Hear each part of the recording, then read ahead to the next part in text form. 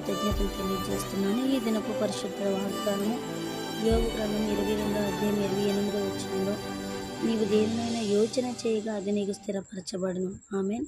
నీవు దేనినైనా యోచన చేయగా అది నీకు స్థిరపరచబడును. ఎప్పుడైతే మనం దేవుని సన్నిధిలో ప్రార్థన చేస్తామో, ఆయన మన మనవి ఆలకిస్తే, మనం దేవునికి చేసుకున్న మొక్కుబడులు చెల్లించినట్లు, మనం ఎప్పుడైతే దేవుని పట్ల ఆసక్తి కలిగి ఉంటామో, నీవు దేనినైనా యోచన చేయగా అది నీకు స్థిరపరచబడే కృప ప్రభు మనందరికి అనుగ్రహిస్తారండి.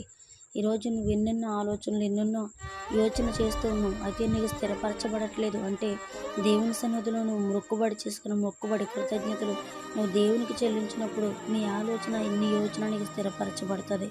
అట్టి కృప ప్రభువు మనందరికి దయచేయనట్లుగా, ఈ వాగ్దానం మన జీవితంలో నెరవేర్చినట్లుగా చిన్న ప్రార్థన. పరిశుద్ధుడ ప్రేమ తండ్రి, గనుడ నీకు వందనాలు. రాత్రికాలం అంతా మమ్మల్ని కాచి కాపాడి భద్రపరిచి క్షేమాన్ని, ఆరోగ్యాన్ని, ఆయుష్కాలం మాకు దయచేసినందుకు వందనాలు. ఈ దినమంతా